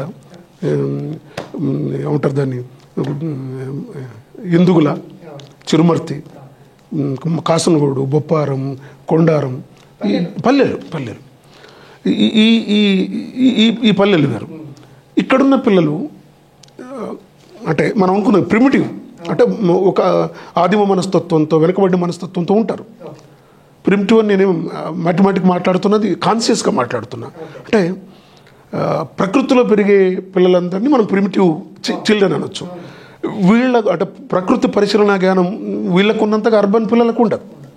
ఒక చీమ కదలికను, ఒక కందిరిక కుట్టును, ఒక తేనెటీగ ఒక జంకారాన్ని, ఒక తుమ్మెద జంకారాన్ని, ఒక పువ్వు వికసించడాన్ని, ఒక నీటి తుంపర పడడాన్ని, ఒక వర్షపు వాగు ప్రవహించడాన్ని, ఒక వరికంకు ఈనడాన్ని మనం పట్టుకున్నంతగా అర్బన్ పిల్లలకు తెలియదు, ఛాన్సే లేదు. ఐఐటి వాళ్ళు కోచింగ్లు ఇస్తే ఐఐటీలకు పోతుండొచ్చు, మన పిల్లలు ఐటీఐలకే పోతుండొచ్చు. కానీ ఆ స్పందనలు, సెన్సిబిలిటీస్, న్యాచురల్ సెన్సిబిలిటీస్ మన ఈ పిల్లలకు ఉంటాయి. కానీ ఇవాళ ఉన్న ఒక డెవలప్మెంట్ అంటే బాగా ఇంగ్లీష్ మాట్లాడడం, డెవలప్మెంట్ అంటే కల్చరల్గా ఒక ప్యాషనేట్ స్పీకింగ్ చేయడం, అంటే కమ్యూనికేషన్లో నువ్వు న్యూయార్క్లో ఉన్నట్టు మాట్లాడడం, యూకేలో థేమ్స్ నది ఒడిన ఉన్నట్టు మాట్లాడడం. అదే వివాదం అయింది కదా, ఇప్పుడు సరిగా మాట్లాడలేకపోయాడు మన ముఖ్యమంత్రి, ఏంది ఈయన ఇంగ్లీషు అని ఎద్దేవా చేశారు. అందుకని నిజం గ్రామీణ ప్రాంతాల నుంచి వాళ్ళకు లాంగ్వేజ్ ఒక బ్యారియర్, కల్చర్ ఒక బ్యారియర్. దాంతోపాటు ఈ బ్యారియర్ ఒక 6 నెలలు కోచింగ్ తీసుకుంటే అవుతుంది. కానీ బేసికల్గా ఇన్హిబిషన్ ఉంటుంది. అవును, నేను పేదవాడిని, ఊరు నుంచి వచ్చిన, నేను వీళ్ళలో కలవలేను, వీళ్ళు ఒకవేళ కలిసినా కూడా నేను వీళ్ళ ఖర్చులతో వీళ్ళ పెట్టుబడి ఒక స్వామ్యంతో నేను ఉండలేననేది ఉంటుంది. అందుకని భారతదేశంలో ఉన్న పిల్లల్ని ఇండియాలో కలపాలి ఫస్ట్. నేను అది అనుకున్నా. భారతదేశంలో ఇండియాలో ఎక్కువ ఉన్నారు ఆ పిల్లలు అంటే ఇండియాలో తక్కువ ఉన్నారు. మొత్తం భారతదేశంలో చదువుకునే KG to PG పిల్లలైతే ఇవాళ 65 కోట్లు. 65 కోట్లలో 25 కోట్ల మంది నగరాల్లో ఉన్నారు, 40 కోట్ల మంది గ్రామాల్లో ఉన్నారు. ఈ 40 కోట్ల మంది వర్క్ ఫోర్స్గా మారాలంటే వీళ్ళకి సరిపడా కమ్యూనికేషన్ స్కిల్స్, లాంగ్వేజ్ స్కిల్స్, ఒక ప్రొడక్టివ్ స్కిల్స్ ఇస్తే వీళ్ళు భారతదేశం పల్లెల్లోంచి ఇండియాకి వెళ్తారు, హైదరాబాద్కి వెళ్తారు, పూణేకి వెళ్తారు, నాగ్పూర్కి వెళ్తారు, ఇండోర్కి వెళ్తారు, ఢిల్లీకి వెళ్తారు, సూరత్, అహ్మదాబాద్కి వెళ్తారు. అందుకని భారతదేశం నుంచి ఇండియాలో కలపాలి. ఇండియాలో కలిపితే వాడు విమానం ఎక్కుతాడు, ఎక్కడికైనా పోతాడు. ఇవాళ అందుకని నేను ప్రిమిటివ్ అంటున్నది ఏంటంటే ఆదివాసీలని కాదు, ప్రాకృతిక స్వభావం, ప్రాకృతిక స్వరూపాలు సంపూర్ణంగా అర్థం చేసుకోగలిగే ఒక గొప్ప జ్ఞానం గ్రామీణ పిల్లలకు ఉంటుంది. కాకపోతే పేదరికం వల్ల, తల్లి లేకపోవడం వల్ల, తండ్రి లేకపోవడం వల్ల, రోగగ్రస్తులు కావడం వల్ల, తర్వాత చాలా సమస్యల వల్ల వాళ్ళకి ఆ పేదలకు విద్య అందాలంటే నిజమైన ఉపాధ్యాయులు అంకితమై మన గ్రామాలకే పనిచేయాల్సి, గ్రామాల్లోనే ఇంకా పనిచేయాల్సి ఉంది. అంటే పట్టణాల్లో పనిచేయడం కూడదని కాదు, పట్టణాల్లో పనిచేయడం వల్ల మనం నిజమైన మెజారిటీ ప్రతిభావంతులైన పిల్లల్ని మనం దేశానికి అందించలేకపోతాం అనేది నా అవగాహన. ఇది అర్బనిటీ మీద ఫిర్యాదు కాదు. అయితే మీరు ఇంతకుముందు స్టార్టింగ్లో చెప్పారు 8 పుస్తకాలు అని చెప్పారు. సరే, అంటే అవి ఏం పుస్తకాలు అంటే నాకు ఐడియా ఉంది. బేసికల్గా కవిని నన్ను మా రాజమండ్రి ప్రాంగణంలో రామలింగేశ్వరరావు నాకు సీరియన్ ఉండేవాడు. ఆయన సంస్కృతిలో మంచి ఆయన సెకండ్ ఇయర్, ఆయన ఫైనల్ ఇన్ ప్రీవియస్. నేను సంస్కృతిలో కూడా MA ఫస్ట్ ర్యాంక్ నాది, సంస్కృతిలో కూడా ఫస్ట్ ర్యాంక్. ఆయన రామలింగేశ్వరరావు అనేవాడు, మెస్లో పోతే ఏం కవి గారు అనేవాడు. ఇప్పుడు మీకు వినిపించిన కవిత నేను డిగ్రీలో రాసుకుంది. అది అక్కడ వినిపించిన తర్వాత వాళ్ళు, అరే కవిత్వము పదే మట్టి గురించి మాట్లాడతాను, భావితరానికి మట్టి మీద గౌరవం పెరిగేలా గట్టిగా నువ్వు ప్రోస్తారని రాజమండ్రి గోదావరిలో, రాజమండ్రి వద్ద కాటన్, లక్కీలు ఏంటంటే కాటన్ నివసించిన భవనం, ఆ కాటన్ కొండ మీదే మా యూనివర్సిటీ నిర్మించారు. కాటన్ గెస్ట్ హౌస్కి, నా రూమ్కి, హాస్టల్ నా రూమ్కి జస్ట్ ఎంత అంటే ఇప్పుడు మన ఇంటికి అవతల రోడ్డు దూరం. అంటే కాటన్ తిరిగిన జాగాని ప్రజలు తిరిగేవాడిని. అమ్మ ఎంత మనగాడరా. ఆ రోజు 1800 అంటే 200 సంవత్సరాల క్రితం ఆ ప్రాంతంలో కరువుని గ్రహించి గోదావరిని పెద్ద వంతెన వేసి అన్నం పెట్టడం అంటే మామూలు విషయం కాదు కదా. క్షుద్బాధ తీర్చి మునగాడు అనుకునేది. అట్లా అంటే రాజమండ్రి వాళ్ళకి ఏంటంటే సంప్రదాయ పద్యం ఇవాళకి కూడా అక్కడ ఆంధ్ర బ్రాహ్మణికల్ కల్చర్లో ఏంటంటే ఛందస్సులు రాస్తే గొప్ప. ఇవాళకి వచన కవుల మీద చందో కవులకి ఒక చిన్న చూపు ఉంటుంది. అట్లాగే వచన కవులకు కూడా చంద కవుల మీద చిన్న చూపే ఉంది. ఎందుకంటే పద్యం ఫిక్స్డ్, అంటే పద్యము ఛందస్సు నిర్మిత రూపం. దాని నుంచి అది ఒకసారి అలవాటు అయితే, నేను ఆటవల్తి రాశా, సీసం రాశా, చంపకమాల రాశా, ఉత్పలమాల రాశా. నన్ను ఒకసారి నేను భువనగిరి గర్ల్స్ కాలేజీకి ఒక ఉపన్యాసానికి వెళ్తే ఒక అమ్మాయి, సార్ మీరు పద్యాలు రాస్తారని, రాస్తానన్నాను. మీ గురించి పద్యం చెప్పండి అన్నది. నేను అనుకోకుండా, అంటే ఓరియంటల్ స్టూడెంట్ కదా, మాకు ఈ కవిజనాశ్రయం, అపకవ్యం ఇవన్నీ ఛందస్సుకు అంటే గ్రంథాలు, పాఠ్య గ్రంథాలు, ప్రాస, యతి ఇవన్నీ. ఆలమందల హోరు పాలెము నా ఊరు, చెంత మూసీ నది వింత సౌరు, కులము ఎదు కులము బలగము జూవము, నిరతమా కలిపీడ నిఖిల గృహము, చల్లని సూర్యుడు సాయన్న మా నాన్న, చంద్రమ్మ అమనల్ల చందమామ, నారసింహుల గుడి నా చదువుల బడి, భజన పాటల నుడి బతుకునతడి, మునుపు ఆవాడ ఈవాడ మునకలేసి. అంతకుముందు కోదాడలో పనిచేశాను నేను. ఈ పద్యం చెప్తున్నాడు నల్గొండలో.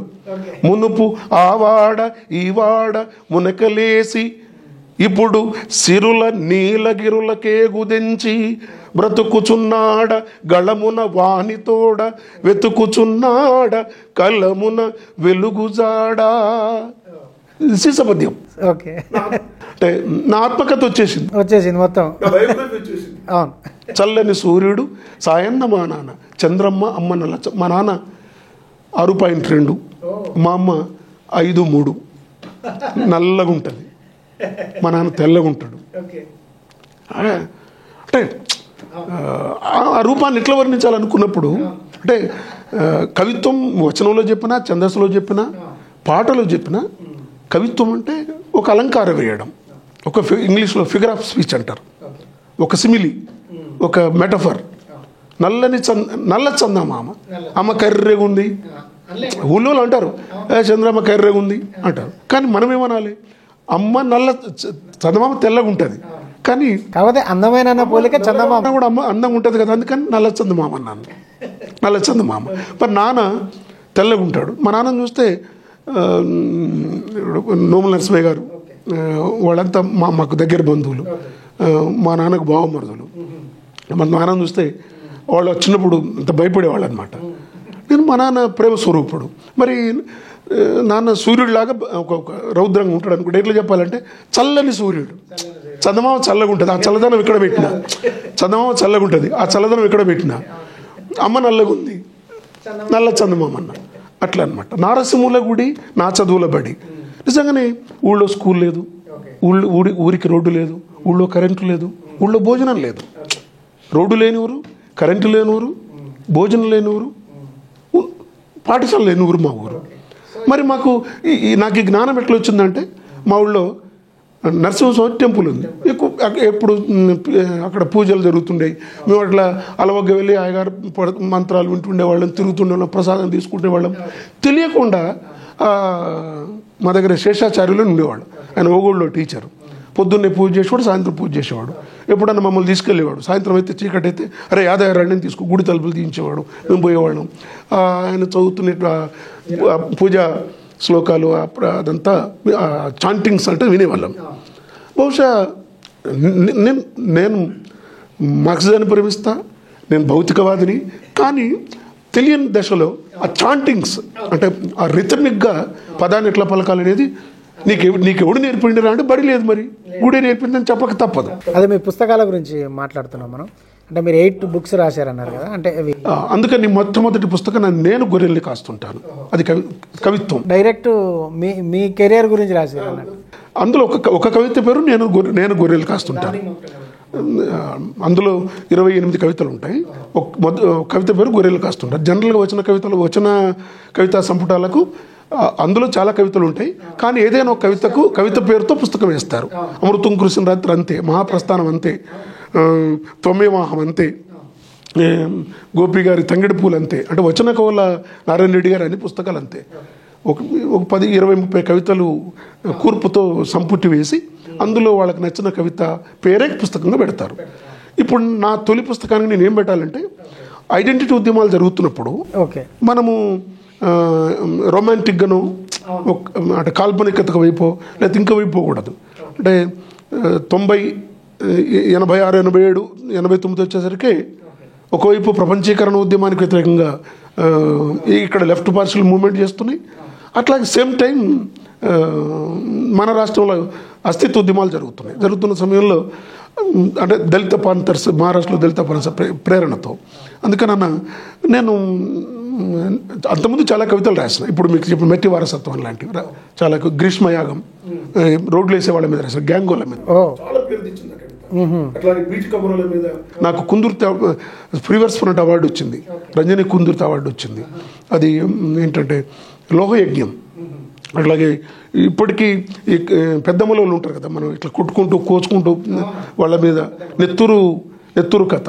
అంటే నేను అంటే నేను ఒకటి పెట్టుకుంటాను, నాకంటే ముందు రాసిన కవులు నేను రాయడానికి ఏ వస్తువులు మిగిల్చారని ఆలోచిస్తా.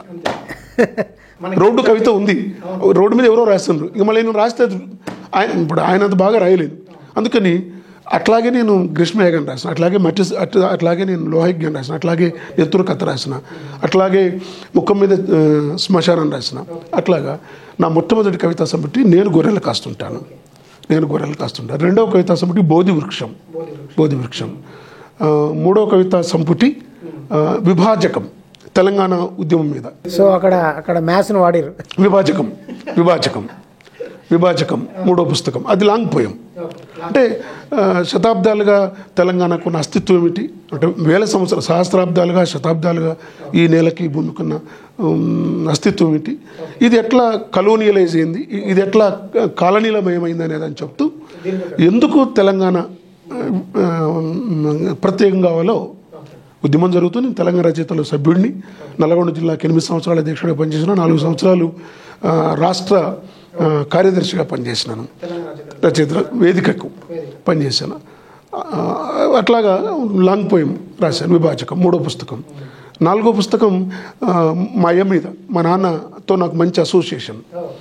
అంటే 11-12 సంవత్సరాలకే మా నాన్న నాకు నాగలి దున్నడం నేర్పి నన్ను ముందల నాగలి పట్టించేవాడు.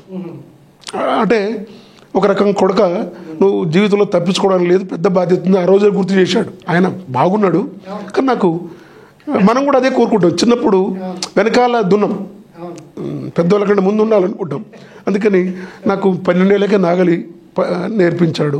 వ్యవసాయంలో బండి తోలడం, మోట తోలడం, గొర్రు తోలడం, వ్యవసాయంలో ఎన్ని రకాల క్రియలు, ఉపక్రియలు ఉంటాయో అన్ని పనులు, జడిగములతో విత్తనాలు వేయడం అన్నీ నేర్పించాడు. మట్టి కొట్టడం అన్నీ చేయించాడు. ఆయన చనిపోయినప్పుడు నేను అంటే ఒక ఫిలాసాఫికల్ పోయం తర్జుమా, అంటే నాన్న జీవితాన్ని కవిత్వంలోకి ట్రాన్స్లేట్ చేసి, నాన్న జీవితాన్ని పోయిటరీలోకి ట్రాన్స్లేట్ చేశాను కనుక దాని పేరు తర్జుమా అని పెట్టాను. తర్జుమా అది 4వ పుస్తకం. అది కూడా దీర్ఘ కవిత. నాకు ఆ పుస్తకానికి రాజమండ్రికి సంబంధించిన గూటం తాతారావు పేరు మీద ఇచ్చి నాన్న పురస్కారం వచ్చింది, వాళ్ళు ఇచ్చారు. అప్పుడు నోముల సత్యనారాయణ సార్ కూడా ఆ పురస్కార సందర్భంగా నాతో పాటు రాజమండ్రి వచ్చారు. వారిని జ్ఞాపకం చేసుకుంటున్నాను. నా 4వ పుస్తకం తర్జుమా. ఎద్దు కొమ్ములో నుంచి సూర్యుడు ఉదయం ఏదో పదం ఉంది, అందులో నాకు కొద్దిగా గుర్తుంది. అది పాట. అదేమో నాగలే నా కంటి పాప, నాగలే నా ఇంటి దీపము, నాగలి మీద దుక్కి నేను దున్నుతుంటే సాలుగా నేల నవ్వుతుంటది,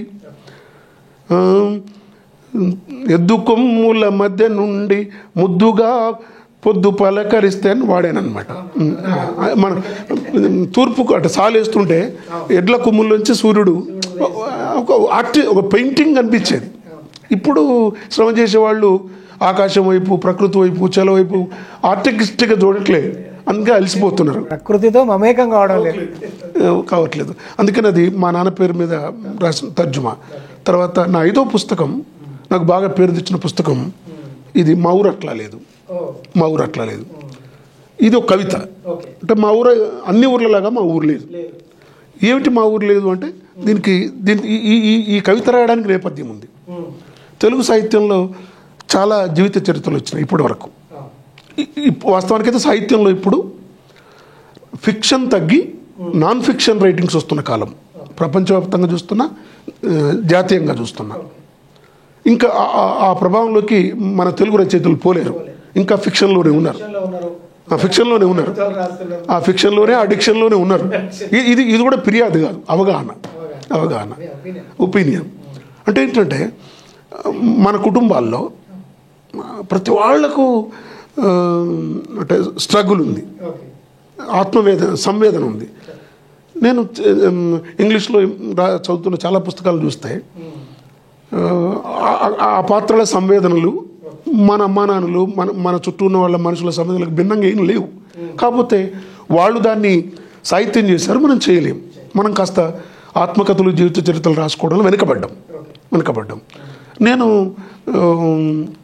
10 ఏళ్ల క్రితం, 12 ఏళ్ల క్రితం చదివిన ఒక అద్భుతమైన పుస్తకం మా నాయన బాలయ్య, వైబి కుటుంబరావు. ఆయన కరీంనగర్ సంబంధించిన వరంగల్ సంబంధించిన కెమిస్ట్రీ లెక్చరర్. ఆయన వాళ్ళ నాన్నగారు బాలయ్య దళితుడు, రైల్వే ఉద్యోగి, ఒక గ్యాంగ్ మ్యాన్గా వచ్చి పట్నం వచ్చి పిల్లలందరినీ చదివిస్తే వాళ్ళందరూ కుటుంబరావు గారు వాళ్ళ అన్నదమ్ములందరూ ప్రయోజకులు అయ్యారు, పెద్ద ఉద్యోగస్తులు అయ్యారు. ఇవాళ 3వ తరంలో వాళ్ళు ఏమంటారు ఎలైట్స్తో కలిసిండ్రు. అంటే ఒకప్పుడు ఊరి బయట ఆంధ్రాలో అయితే మాలపల్లె మాదిగపల్లె అంటారు. ఈ విషయంతో పోలిస్తే కొంచెం మనం నయ్యం. మనలో తెలంగాణలో ఈ కాస్ట్ డిస్క్రిమినేషన్ కొంత తక్కువ ఆంధ్రతో పోలిస్తే. మనకు అర్జునవాడ గురువు మధ్యలో కూడా ఉన్నాయి. మా నాయన బాలయ్య, మై ఫాదర్ బాలయ్య, అది ఇంగ్లీష్లో కూడా ట్రాన్స్లేట్ అయింది. అది ఇంగ్లీష్లో వచ్చిన తర్వాత తెలుగులోకి వచ్చింది. హెచ్బిటి వాళ్ళు వేశారు అనుకుంటా, అది చదివిన నేను. దానికి మన ఎస్ఆర్ శంకరన్ ముందు మాట రాశాడు, శంకరన్ సార్ ముందు మాట రాశాడు. గొప్పవాడు, మహానుభావుడు ఆయన. అసలు ఆయన లేకపోతే వాళ్ళ నవోదయ విద్యాలయం కానీ గురుకుల వ్యవస్థ కానీ ఉండేది కాదు. ఓకే, అదే ఆయన ఏం చేసాడంటే ఆ ముందు మాట రాస్తూ ఎందుకు మాలిండ్లు మాదిగిన్లు, మనం మాలపల్లెలు మాదిగపల్లెలు అనం అక్కడ అంటారు, మన మాలిన్లు మాదిగిన్లు అంటారు. ఎందుకు మాలిన్లు మాదిగిన్లు ఊరికి తూర్పునే ఉంటాయి అనేది ఆయన చెప్పాడు. ఊరు స్ట్రక్చర్ ఎట్లా నిర్మాణం ఏంటంటే ఊరికి పొడమట దేవాలయం ఉంటుంది, ఆ దేవాలయాన్ని అనుకొని బ్రాహ్మణవాడు ఉంటుంది, దాన్ని అనుకొని భూస్వాములు, వాళ్ళు రెడ్లు కావచ్చు, కమ్మలు కావచ్చు, అంటే బీసీల్లోనే అగ్రకులాలనే భూస్వామి కులాలు, వాళ్ళు మనం ఫార్వర్డ్ క్యాస్ట్ అంటున్నాం, అగ్రవర్ణాలు. మధ్యలో శూద్రులు ఉంటారు, తూర్పున వాళ్ళు ఉంటారు. ఎందుకు ఉంటారు అంటే గాలి పడమర నుంచి తూర్పుకే వేస్తుంది కనుక, అంటే ఎస్సీ దళితులు కనుక ఇటు పడమరకు ఉంటే వాళ్ళు పీల్చిన గాలి మా ఇళ్ళ మీదకి వస్తుంది. అందుకని మేము పడమరకు ఉండాలి, వాళ్ళు తూర్పుకు ఉండాలి. వాళ్ళు తాగి కడిగి పారేసిన నీళ్ళు భూగర్భం ద్వారా మళ్ళీ మా బావుల్లోకి వస్తాయి.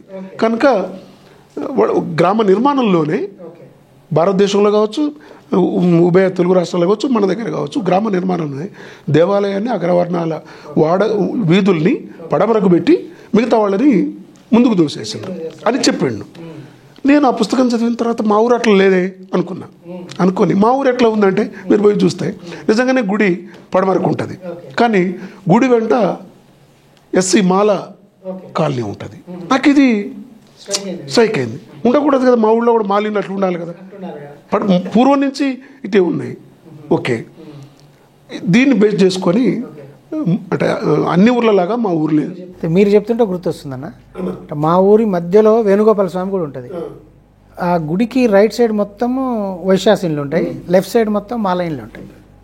ఈ రెండింటి మధ్యలో వేణుగోపాల స్వామి కూడా ఉంటుంది.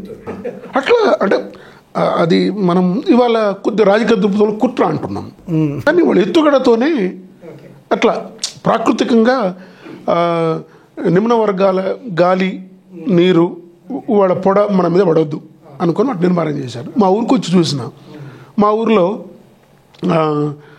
నాయరకలోంచి 40, 50, 60 ఏళ్ళుగా మా చుట్టుపక్కల ఇవాళకి ఇంకా చెప్పాలంటే యాదాద్రి భువనగిరి జిల్లాలో ఇప్పటికీ భూస్వామ్య వ్యవస్థ డిస్క్రిమినేషన్ ఉంది. మా బంధువుల ఇళ్ళకు ఎప్పుడన్నా వెళ్తే అగ్రవర్ణ వాళ్ళు వచ్చి మన బెంచ్ల మీద, మన కుర్చీల మీద కూర్చుంటారు. మన అమ్మలు, మన నాన్నలు ఏమో మోకాలేమో వాళ్ళ ఇళ్ళల్లో మోకాల మీద కూర్చుంటారు. పొరపాటున మనం పోయి అక్కడ కూర్చుంటే మన గుల్చుకొచ్చి పక్కన నిలబెడతారు అనే పరిస్థితి నేను చూసినాను. అట్లా ఉన్న ఇట్లాంటి పరిస్థితులు ఇప్పుడు ఉన్న రోజుల్లో మా ఊళ్ళో 60-70 ఏళ్ళుగా మా ఊళ్ళో యాదవులు, గౌడ్స్ అండ్ ఎస్సీ మాల మాదిగ 4 కులాలు, రెడ్లు లేరు. ఒక్క కుటుంబం ఉండేది, కోమట్లో ఒక కుటుంబం ఉండేది, పైగా పూజారి కుటుంబం ఉండేది, దొరలు ఉంటే వాళ్ళు ఉన్నారు. అందుకని మా ఊళ్ళో ఎవరైనా ఎరా అనుకుంటారు ఇవాళకి. అంత తర్వాత అందరి ఇళ్ళలో అందరం భోజనం చేస్తాం, అందరి ఇళ్ళు సమానంగా కూర్చుంటాం, కుర్చీలు ఇచ్చేస్తాం. దీని మీద పోయం రాయాలనిపించింది అందుకని ఈ పుస్తకానికి, ఇందులో కూడా చాలా కవితలు ఉన్నవి, ఇది కవితా సంపుటి, దీనికి అందుకని మా ఊరు అట్లా లేదని పేరు పెట్టాను. ఈ పుస్తకాన్ని జయదేవ్ తిరుమలరావు గారు ఆవిష్కరించారు. ఇది మా ఇంట్లో మా అయ్య గొర్రెల కట్టంలోనే దీన్ని విడుదల చేసినాం. దీని విడుదల సందర్భంగా జయదేవ్ తిరుమలరావు గారు ఆంధ్రభూమి పత్రికలో పాలెంలో అక్షరాల కోలాహలం అని ఒక ఆయన తువ్వ ముచ్చట్లో వ్యాసం రాశాడు. అట్లా అనమాట. ఇది 5వ పుస్తకం. 6వ పుస్తకం నల్లగొండ స్థానికుడు ఆయన బొబ్బలి మల్లయ్య అని ఒక ఆయన డ్రైవర్, ఆయన మీద ఆయన జీవిత చరిత్ర రాశాను రెక్కల మనిషి పేరుతో. తర్వాత 7వ పుస్తకం ఉపాధ్యాయుడిని, 87లో వచ్చిన సర్వీస్లోకి. ఇప్పుడు అంటే నేను ఎంఏ చదువుకుంటూ కూడా రాజమండ్రిలో కూడా దీనికోసం క్లాసులు తీసుకునేవాడిని. అందుకని నాకు నువ్వు ఈయన ఎప్పుడు చదివి ఉండి ఇంత సర్వీస్ ఎక్కడ బ్రేక్ లేదు. సాయంత్రం పూటైనా ఎక్కడో చోట మనం చదువు చెప్పేవాళ్ళం, ట్యూటర్ అక్కడో ఎక్కడో. అందుకని ఈ 36 సంవత్సరాల క్లాస్ రూమ్తో అనుబంధం. క్లాస్ రూమ్ వెళ్తున్నప్పుడు టీచింగ్, క్లాస్ రూమ్ బయట బలహీనంగా పేలవంగా బాధగా ఉన్నప్పటికీ జస్ట్ 14 క్లాస్ కాగానే ఎలక్ట్రిఫై అయిపోతాం అన్నమాట. అంత శక్తి ఇస్తుంది క్లాస్ రూమ్. దీన్ని అంతా నేను ఫీల్ అవుతున్నా. నాలాంటి వాళ్ళందరూ ఫీల్ కావాలి అనే ఉద్దేశంతో బోధనలో మన కాలంలో ఉన్న బోధన ఎట్లా ఉంది, పాఠ్యపుస్తకాల రచయిత కూడా నేను ఉన్నాను. ఈ రాష్ట్రంలో ఇంటర్మీడియట్ పాఠ్యపుస్తకాల రచయితగా కూడా ఉన్నాను, మహారాష్ట్ర పాఠ్యపుస్తకాల రచయితగా కూడా ఉన్నాను.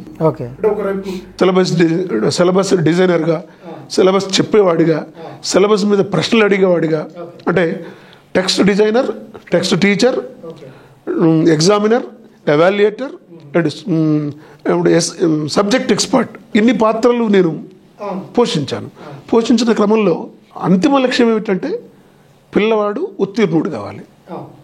వాడికి తరగతి వారీగా అందవలసిన నైపుణ్యాలు అందాలి.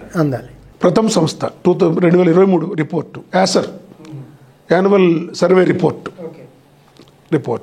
Annual survey education report. 12వ తరగతి పిల్లవాడికి 2వ తరగతి టెక్స్ట్ ఫ్లూయెంట్గా, స్పష్టంగా, ధారాళంగా చదవడం రావట్లేదు.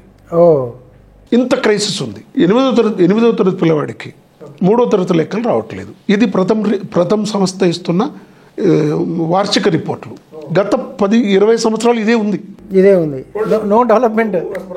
ప్రథమ సంస్థ ఢిల్లీలో ఉంటుంది, వాళ్లకు దేశవ్యాప్తంగా ఏజెన్సీ ఉంది.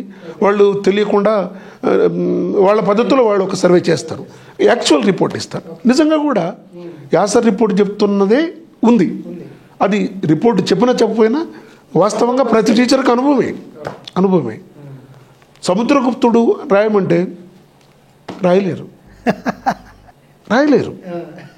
కఠినం, ఒక సంయుక్త అక్షరాలతో కూడిన పదవి ఇచ్చిన, ద్విత్వాక్షరాలతో కూడిన పదవి ఇచ్చిన, అది హిందీ అయినా ఇంగ్లీష్ అయినా. అంటే మనం ప్రాథమిక స్థాయి LSRW ఉంటాం, లిజనింగ్, స్పీకింగ్, రీడింగ్, రైటింగ్. కనీసం ఈ 4 నైపుణ్యాలు ఉండాలి. వినడం, లిజనింగ్, వినడం, మాట్లాడడం, చదవడం, రాయడం. ఈ 4 నైపుణ్యాలు లేకుండా ఇంటర్మీడియట్ పాస్ అవుతున్నారు, డిగ్రీ పాస్ అవుతున్నారు, ఉత్తరోత్తర పీజీ కూడా చేస్తుంది. మీరు చూస్తున్నారు జర్నలిజంలో కొత్తగా వచ్చిన వాళ్ళు ఏం రాస్తున్నారు అనేది మీకు తెలుస్తుంటుంది. అంటే ఆ రోజుల్లో మీరు తీసుకున్న శిక్షణకి, ఆ శిక్షణ అప్పుడు మీ టీచర్స్, మీ జర్నలిజం టీచర్స్ మిమ్మల్ని ఎట్లా చేసింది అంటే ఏంటంటే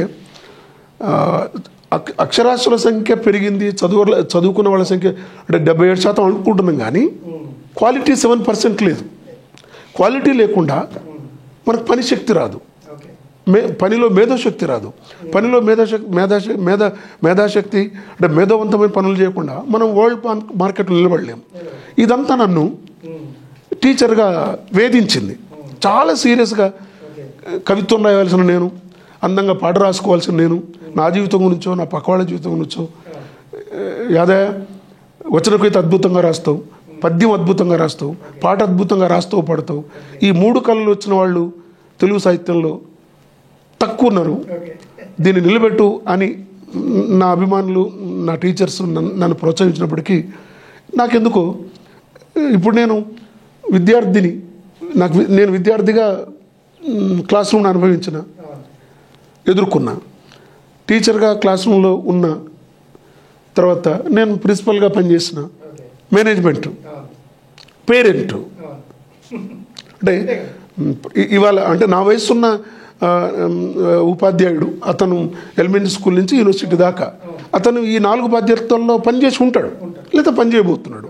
అంటే విద్యార్థి, ఉపాధ్యాయుడు, యజమాని, పేరెంట్, ఈ చతురస్రం, ఈ రెక్టాంగిల్, ఈ రెక్టాంగిల్లో ఏ భుజం ఎంత బలహీనంగా ఉంది, ఏ భుజం కొంత పాజిటివ్గా ఉంది, ఏ భుజంలో ఎక్కువ నెగిటివిటీ ఉంది అనేది కనిపెట్టి ఒక 5 సంవత్సరాల నుంచి చాలా చాలా సీరియస్గా, అంటే నేను మహారాష్ట్ర టెక్స్ట్ బుక్ వర్క్ చేస్తున్నప్పుడు అక్కడ రామచంద్రారెడ్డి గారని ఆయన మాకు పాఠం పెట్టేటప్పుడు జస్టిఫికేషన్ కరెక్ట్గా రాయలేనివాడు. అంటే పాఠం ఏదో మనకు నచ్చింది పెడతాం. ఆ 12వ తరగతి పిల్లవాడు అంటే 12 + 5 17-18 ఇయర్స్ ఏజ్ ఉంటుంది. అంటే ఉత్తర కౌమార దేశం అంటాం. ఉత్తర కౌమార దేశ పిల్లవాడికి వాడి ఉద్వేగాల రీత్యా, వాడి భావజాలం రీత్యా, వాడు రేపు జీవితంలోకి వెళ్ళే అడుగు అంటే పౌరుడుగా మారబోయే, ఓటర్గా మారబోయే దశ రీత్యా అతనికి ఎట్లాంటి పాఠం ఇస్తున్నాం అనే దానికి సరి అయిన కరెక్ట్ జస్టిఫికేషన్ అడిగేవాడు. అప్పుడు నాకేమనిపించిందంటే, అంటే టెక్స్ట్ కరెక్ట్ది పెడతారు, కొన్నిసార్లు అక్కడక్కడ లూజ్ టెక్స్ట్ కూడా ఉంటుంది, అది వాళ్ళకు వదిలేద్దాం. కానీ టెక్స్ట్ కరెక్ట్గా ఉన్నప్పుడు, పాఠం పుస్తకంలో ఉన్నప్పుడు పార్టీ నిర్ణేతలు పెట్టారు. బోధన టెక్స్ట్ నిర్ణాయకులందరూ వాళ్ళే చెప్పరు, 100,000 మంది టీచర్స్ చెప్పాలి. ఏమేమి కమాండ్స్ పాటించాలి. టెక్స్ట్ పిల్లవాడు వింటున్నాడు, వినేటప్పుడు పిల్లవాడు 45 నిమిషాలు 50 నిమిషాలు ఎట్లా వినాలి, ఎట్లా నోట్ చేసుకోవాలి, ఎంత ఆసక్తిని కనబరచాలి, విద్యార్థి ఆసక్తి టీచర్ యొక్క బోధనను ఎట్లా ప్రభావితం చేయగలదు, ఇవన్నీ ఈ కమాండ్స్. తర్వాత బడికి పంపుతున్నాం అని కాదు, ఒక ఉద్దేశంతో, ఒక స్వప్నంతో పిల్లల్ని పంపాలి. ఎన్ని కష్టాలైనా అనుభవించినా పర్లేదు, అంటే పిల్లల్ని మధ్యలో చదువు అనిపించద్దు. ఎందుకంటే డ్రాప్ అవుట్ కదా, నేను ఈ డ్రాప్ అవుట్ రేట్ ఇవన్నీ దృష్టిలో పెట్టుకొని 5 సంవత్సరాలుగా నేను చాలా కఠినమైన, బహుశా మీరు నమ్మరు, 6-7 లక్షల రూపాయల విలువైన అంతర్జాతీయ పెడగాజీకి సంబంధించిన ఇంటర్నేషనల్ స్టాండర్డ్స్ బుక్స్ రిఫర్ చేసి చదివి నేను రాస్తున్న ప్రతి వ్యాసంలో అంటే చాలామంది అంటుంటారు, ఈ పుస్తకం మీకు ఎక్కడ దొరికింది, ఈ కోట్ ఎక్కడ దొరికింది, ఈ రచయిత ఎక్కడ దొరికింది అంటే మనం ఒక పత్రికకు వ్యాసం రాస్తున్నప్పుడు పత్రిక ప్రామాణికత అనేది పత్రిక పేరులో ఉండదు, దాంట్లో వచ్చిన ఐటమ్ మీద ఆధారపడి ఉంటుంది. అందుకని చాలా సీరియస్గా శ్రమ చేసి రాస్తున్నాను, చాలా సంతృప్తినిచ్చింది. వీటికి ఏం పేరు పెట్టాలన్నప్పుడు విద్యా వ్యాసాలను, బోధన అనకుండా అభ్యసన వ్యాసాలు.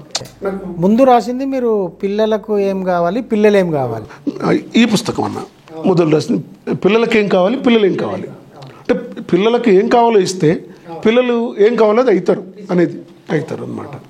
దీంట్లో మీకు ఒక మాట చెప్పాను, ఉపాధ్యాయులు 30 ఏళ్ళ సర్వీసుకు రిటైర్ అవుతారు అనుకోండి, మొదటి 10 ఏళ్ళు పాఠం ఎట్లా చెప్పాలో తెలుస్తుంది, మధ్యలో 10 ఏళ్ళు పాఠంలో ఏం చెప్పాలో తెలుస్తుంది, చివరి 10 ఏళ్లకు పాఠం ఎందుకు చెప్పాలో తెలుస్తుంది. మొదట్లోనే పరిపూర్ణమయ్యేసరికి విరమణ వచ్చేస్తుంది, ఇంటికి వెళ్ళిపోతాం. మొదట్లోనే ఎవరికైతే పాఠం ఎందుకు చెప్పాలో తెలుస్తుందో వారికి ఎదురుగా ఉన్నటువంటి పిల్లలు బంగారు గనులవుతారు. ఇట్లా ఇది నా కాన్సెప్ట్. అంటే పాఠం చెప్తావు, కానీ ఎందుకు చెప్పాలో తెలుసుకోవడం అనేది, తెలుసుకోవడం అవసరం. ఇదేదో అహంకారంతో చెప్తున్న మాటలు కాదు. అంటే జీతం కోసమే ఉద్యోగం చేసే మనుషులు ఉన్నారని కాదు, కానీ జస్ట్ బెల్ అండ్ బిల్ అనేది ఒక నింద ఉంది. ఇవాళ టీచర్ల అవసరం ఉంది, విద్యావంతుల శాతం పెరిగింది. ఇంతకుముందు అనుకున్నట్టు గ్రామాల నుంచి ఒక ఫోర్స్గా పెద్ద సంఖ్యలో విద్యార్థులు వస్తున్నప్పుడు నిజమైన ఉపాధ్యాయుల సంఖ్య, నిబద్ధత కలిగిన ఉపాధ్యాయుల సంఖ్య పెరగవలసి ఉంది. కనుక వాళ్ళ డిగ్రీ పూర్తయిన తర్వాత, పీజీ పూర్తయిన తర్వాత నిజంగానే వాళ్ళు ఉపాధ్యాయులుగా మారాలనుకున్నప్పుడు వాళ్ళు డైట్లోనో, లేకపోతే బీఈడి కాలేజీలోనో, లేకపోతే ఎంఈడి కాలేజీలోనో సరిగ్గా ఏ కారణం చేతనో వాళ్లకు శిక్షణ సరిగ్గా అందకనో ఏదైనా ఉన్నప్పటికీ అపూరకంగా నా వ్యాసాలు పనికి వస్తాయనేది ప్రగాఢంగా నమ్ముతున్నాను. దీని తర్వాత ఇప్పుడు నేను కొత్త పుస్తకం ఒక 50 వ్యాసాలు రాశాను. ఇందులో 21 వ్యాసాలు, అదొక 50 వ్యాసాలు. అది చదువుల కళ పేరుతో నేను ఆ చదువుల కళ పేరుతో 2వ అభ్యసన వ్యాసాల సంపుటి నేను తేబోతున్నాను అన్న. సో ఇప్పుడు మీరు అధ్యాపకులు, కవి, రచయిత, గాయకుడు, వీటన్నిట్లలో మిమ్మల్ని ఏమని పిలిస్తే ఇష్టం మీకు? నన్ను ఒకప్పుడు కవి అని పిలవాలనుకునేది, ఉపాధ్యాయుడనే పిలవాలి. ఇది ఎగ్జాగరేషన్ ఏం కాదు, నేను నా హృదయంలో ఉంది చెప్పినాను. నేను నా శేష జీవితం కూడా ఇంకా పిల్లలకే అంకితమా? పిల్లలకి అంకితం అన్న. చాలా సంతోషం. మీకు విషయం చెప్పడం మర్చిపోయినాను. నేను 4వ తరగతిలో ఉన్నప్పుడు సెప్టెంబర్ మాసంలో పెసర్లు ఏరి మన దగ్గర పచ్చజొన్న వేస్తారు. ఆ క్రమంలో మేము భూమి కవులు పెట్టేవాళ్ళం. మాకు పశువులు ఉండేవి. మా అయ్య అది మన దుక్కి దున్ని దొరలకు పెద్ద 10-20 బెండంచెరు అని పెద్ద కంచె ఉంటుంది. దొరకు పెద్ద కంచె ఉంటుంది. తర్వాత వేరే ఉంటాయి, దొరల కంచెలు ఉండేవి. మా అయ్య పశువుల్ని దున్నిన తర్వాత మరి ఏడమేపాలి, మాకు భూమి లేదు, కంచెలకు వదిలేసింది. 2వ రోజు ఎట్లయితే భూస్వామి నాటకంలో పుచ్చకాయలు వెంకయ్యలాగే అప్పుడు కూడా షేర్దారు ఉండడం.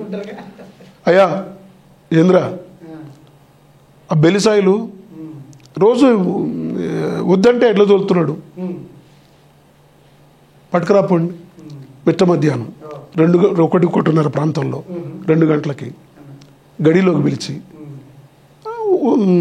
చెప్తే అది సినిమా తీయొచ్చు. దాని మీద స్తంభాన్ని కట్టేసి పెద్ద కర్రతో, ఏదో కొరడా కాదు, పెద్ద కర్రతో కొడుతుంటే నాయనమ్మ వెళ్ళి అయ్యాని దండం పెడతా, కాలు మొక్తా, నాకు నా కొడుకును కొట్టకండి అంటే నాయనమ్మ నూకేస్తే నెట్టేస్తే, అమ్మ ఎన్నో కలుపు కలుస్తుంటే ఓ పిల్ల నీ పెనిమిటిని కొడుతురంటే అయ్యాని దండం పెడతా, నీ బాంచన కాలు మొక్తా, మీరు నా పెనిమిటిని కొట్టకంటే అమ్మను నెట్టేస్తే ఆ 4 ఏళ్ల వయసులో అది 4వ తరగతి 3వ తరగతి చదువుతున్నప్పుడు ఆ రోజు ఏ కారణం చేతనో సెలవు అనుకుంటా ఆట ఆడుకునే మేము, అరే నరసింహ పెద్దోడా అయ్యన్ దొర కొడుతుండ్రా అంటే పోతే అయ్య మీద పడే దెబ్బ మన వీపు మీద పడితే, మన మెడుల్లో అబ్లాంగం పెడితే ఎంత బాధ ఉంటుంది. అది బాధించింది. అప్పుడు అనుకున్నా, నా తమ్ముళ్ళలాగా జీతం చేయొద్దు, పుస్తకమే పట్టుకోవాలి, కలమే పట్టుకోవాలి, తరగతిని పట్టుకోవాలి, క్లాస్ని పట్టుకోవాలనుకున్నాను. అందుకే నా మొదటి పుస్తకం నేను గొర్రెలు కాస్తున్నాను పుస్తకంలో మా ఊరి గడి అని కవిత మా నాన్నని దొరగొట్టిన దృశ్యం గురించి రాసిన కవిత అది, మా ఊరి గడి. ఇంకొక నేను మీకు నా హృదయం నుంచి చెప్పేది ఏంటంటే, ఇప్పుడు నేను అసోసియేట్ ప్రొఫెసర్గా పనిచేస్తున్నా, మా తమ్ముడు వ్యవసాయం చేస్తుండు, కొంత మేమే ఎదిగిన తర్వాత భూమి అంతా కొనుక్కున్నాం, 2 తమ్ముళ్ళు ఉద్యోగాలు చేస్తున్నారు, మంచిగానే ఉన్నాం, చాలా బాగున్నాం. నాకు ఏమనిపిస్తుంది అంటే, ఏ భూమిలో మా నాన్న బానిసగా, ఏ భూమిలో మా అమ్మ మా నాన్న బెల్లి చంద్రమ్మ బెల్లి సాయిలు, మేము బెల్లి సాయిలు బెల్లి చంద్రమ్మ అని వినలే, సాయిగా చంద్రి అనే మాటలు విన్నాం. మా అమ్మ కంటే పెద్ద దొరసాని పిలిస్తే ఓకే, సమవయస్కుడు పిలిస్తే తెలిసే, నా వయసున్న చిన్న దొర కూడా సాయిగా అనే ఆ వర్గంలో 3 జనరేషన్స్ అట్లా పిలిస్తే, ఇప్పుడు బానిసలుగా పనిచేసిన భూమికి మా నాయన్ని పట్టాదారుని చేయాలనుకున్నాం. ఆ భూమే మేము కొనుక్కున్నాం, ఆ భూమికే మా నాయన్ని యజమాని చేసిన, ఆ భూమికే మా అమ్మను యజమానిని చేసినాం. అది సంతృప్తి. బస్తీలో ఇల్లు కొనుక్కున్నాం, కార్లు కొనుక్కున్నాం, బంగ్లాలు కొనుక్కున్నాం, ఇది కాదు సంతృప్తి. నాయన ఏ భూమిలో ఉంటారు జీతగాడిగా పనిచేసిండో, బానిసగా పనిచేసిండో, ఆ భూమికి యజమాని చేయడం అనేది అది చాలా తాదాత్మ్యం, చాలా గర్వం అనిపించే అంశం అన్న. ఇది నాకు ఎందుకు మీకు చెప్పాలనిపించింది, కానీ చెప్పదగిందే ముందే చెప్పాల్సి ఉంటుంది. అవును, ఎందుకంటే అంటే ఇలాంటి సంఘటనలు, ఇలాంటి అనుభవాల నుంచే మనం రాటు తేలడం కానీ, ఏదో భవిష్యత్తుకు ఒక బాట వేసుకోవడం కానీ జరుగుతుంది. సో మీ జీవితంలో కూడా అదే జరిగింది. సో కన్నా ధన్యవాదాలు. మీ నుంచి ఇలాంటి మరికొన్ని అద్భుతమైన పుస్తకాలు, ముఖ్యంగా అభ్యసన వ్యాసం లాంటి ఒక ఎడ్యుకేటివ్ వ్యాసాలు రావాలని మనస్ఫూర్తిగా కోరుకుంటున్నాం. మిత్రులారా, ఇది డాక్టర్ బెల్లి యాదయ్య గారి అంతరంగం. సో చిన్నతనం నుంచి ఇప్పటి వరకు తన జీవితంలో అనుభవించిన కష్టాలు, నష్టాలు, ఎదిగిన తీరు, ఇవన్నీ కూడా కొందరికైనా స్ఫూర్తినిస్తాయని, కొందరినైనా అలాంటి కష్టపడే తత్వాన్ని అలవరుస్తాయని కోరుకుంటున్నాం. నమస్తే.